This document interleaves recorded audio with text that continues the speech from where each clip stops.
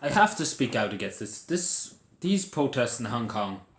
You know, the Chinese government, the government in Beijing, the communist government in Beijing, have gone way too far, and along with the Hong Kong authorities, along with whoever's the head, I can't think of the woman's name, but she's a funny one with the glasses, and she's just ignorant. She won't stand down. As I don't know what they call her over in Hong Kong. I think she's technically their prime minister, but technically they're a puppet of the Beijing government. And these people are students that are protesting. The majority of them are students. Obviously started over this extradition bill. Now the what, they say the what basically their own freedoms and everything like that, which is understandable for their own country. Beijing should have no interference with anything. And I just say, the reason why the Western world, and I'm not going to say this very straight, the reason why the West, like Congress, I think Congress voted to interfere with it in Hong Kong. I don't know, I'm not too sure of that, but the reason why Europe and the West are, they're just too afraid. They're too afraid of China. Everybody's afraid of China in Europe, in the European Union, because they're making so much money, and they're just terrified. They're completely just terrified. And there's too much business. Like, but let's be honest, the amount of business China they're making from China is just ridiculous. And nobody wants to speak out, and that's as simple as that. And people over there are too afraid of the Chinese government. And I say to people, it's up to people in the United Nations. I know China's given out, the here and to back, giving out about interference, other countries' interference. But it's as simple as this. People, people being sent to prison for protesting. That's not right. Let's be honest here. That's not right. Students, going to violent means now to try and get their voices out, to try and get things done. And it should never went that way in the start. Now that's where it's going down. It's going towards violent means, I suppose you could say. Protests have to use violent means. It should never went that way, and you just have to think to yourself, why did no other countries bother to interfere? Like, it's just, people in Hong Kong, I admire the pro-democracy protesters.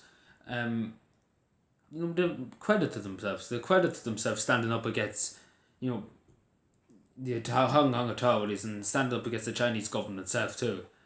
And challenging their rule of law, which is obviously very wrong over in Hong Kong. It's obviously something's wrong with it. It's something's very, very wrong with it. And I'm sure everybody would agree with me. Everybody should support the Hong Kong protests, and everybody should support them and every government in this world should stand with the Hong Kong protesters, because it's obviously what the public government of Hong Kong, or the government in general, I don't know what they call it over there. Obviously they're getting orders from Beijing, and I'm not going to lie to people, it's straight away come down from Beijing. And it's the same in any other country. We don't like anybody being oppressed. We like Ireland itself knows during the famine, during 700 years, Ireland was oppressed by the British. We know how that feels. We know how we were a small nation, we were left on our own, we were abandoned. The whole world didn't want to know of us. And we were left to be tortured, to be slaves of the British Empire. And this is the same with Hong Kong.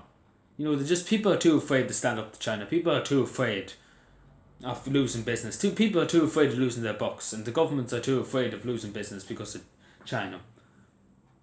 And I'd be like, what they're doing, and like, they obviously are committing human rights offences in Hong Kong. I'm not going to lie to people. There obviously is, because people are terrified to speak out, and even people, the press over there, have been threatened. People who are on BBC News and Sky News have been threatened. Reporters over there, which is obviously against human rights violations too, because people are allowed to report freely, as long as they have the first on say press.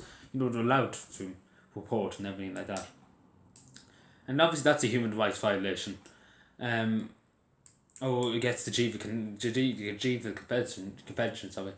But I do support the Hong Kong protests, and I'm sure everybody should support it, because it's they are doing their best. People are doing their best over there, but it's the government who's trying to shut them up. And we let everybody else is kind of ignoring this. Everybody's ignoring that there is people want to be free over there, don't want to be under demands of Beijing, and which is totally fine. Which everybody can see their logic. But anyway, thank you for watching. Let me know what you think. I don't know what to say about it. It's a tough situation, but I do support the pro-democracy protesters. as I said, it is a communist government in Beijing. We should never bow to communism. We should never let communism. Obviously they don't want communism in Hong Kong, and they don't want to be government by Beijing. And I think we should all support them and try and do whatever we can from abroad to support them. Um, that's all I really have to say. Like, it's I'm sure everybody would agree with me. What's happening in Hong Kong? I'm not blaming the protests. I'm blaming the authorities in Hong Kong. What they're doing to the people there is more or less war crimes, and as simple as that. But anyway, thank you for watching, and bye.